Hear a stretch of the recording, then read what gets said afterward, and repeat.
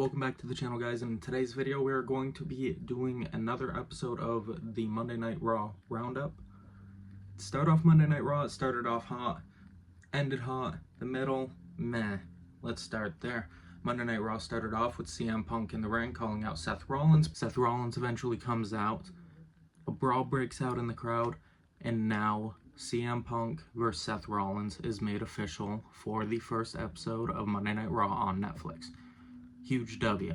Do I think it'll be a clean finish on Monday Night Raw? Absolutely not. I see this going into the Rumble. If we're going to finish up the CM Punk vs. Seth Rollins feud, it will be at the Royal Rumble. Moving on into another segment, we aren't getting a match yet. Finn Balor is in the Judgement Day crib house, I guess we can call it.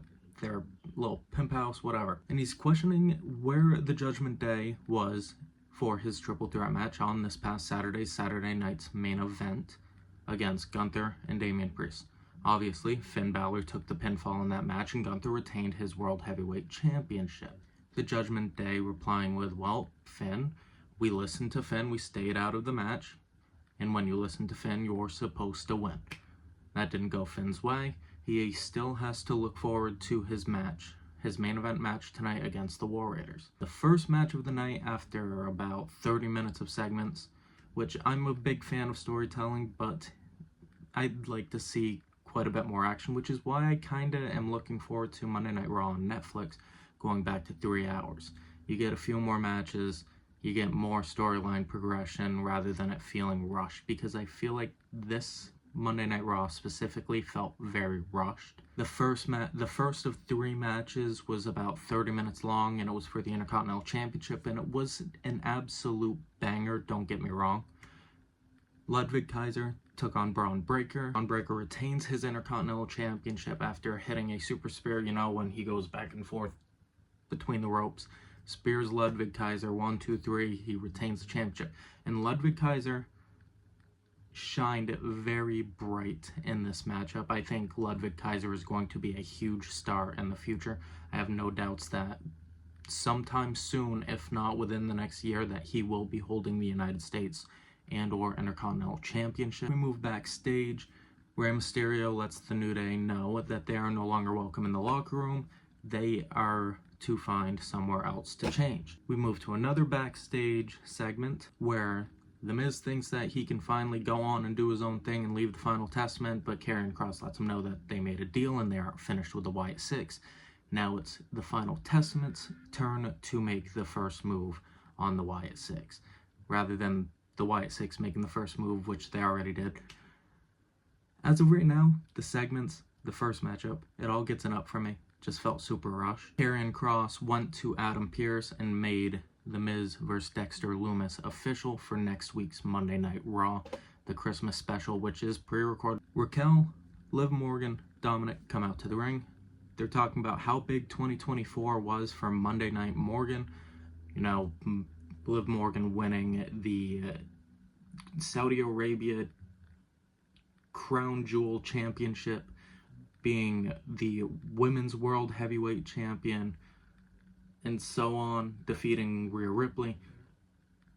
And then, of course, out comes Rhea Ripley.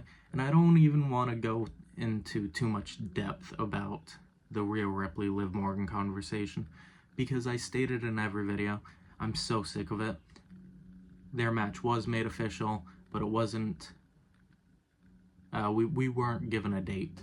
I'm sure their rivalry will go on until the Royal Rumble. I don't think it's going to end on the first episode of Raw on Netflix. The promo for Rhea Ripley and Liv Morgan ends with, well, something that I probably can't say without getting a strike on this video, but I'll just let Rhea Ripley say it anyways. Is your little chicken tender slut?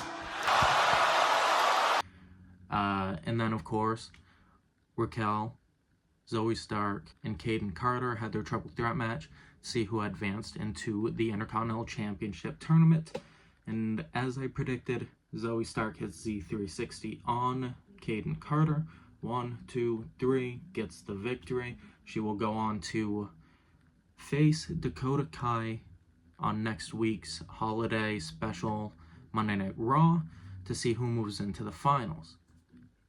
And there are reports going out right now stating that Io Sky is replacing Kairi Sane on that side of the bracket, which, as much as I love Io Sky, I want to see Kairi Sane shine a little bit as a single superstar, much like she did in NXT. And now we are going to move into the main event. Like I said, 3 matches on the show. We did get a vignette that was in the middle of the show, and I think it's for Pentagon, or Penta, whatever you guys want to call him. Of course, the 0 pops up, and it gets crossed out. So I think he's going to have a different name on Raw or whatever. I think the soonest that we would see him is Raw on Netflix, because they're going to save a bunch of surprises for the debut episode of Monday Night Raw on Netflix. Moving into the main event, no more sidetracking. Got the segments out of the way, got the other 2 matches out of the way. I know we briefly ran through them, but the matchup ends with Finn Balor telling JD McDonough to go get a chair. He does that, distracts the referee just for Finn Balor to go and get a steel chair, and you'll never guess who stopped Finn Balor from getting a chair. I'll wait. Yep, you got it. It was Damian Priest. Damian Priest stops Finn Balor from using the steel chair and cheating his way to victory. Damian Priest pulls Balor into the barricade. Balor gets thrown back into the ring.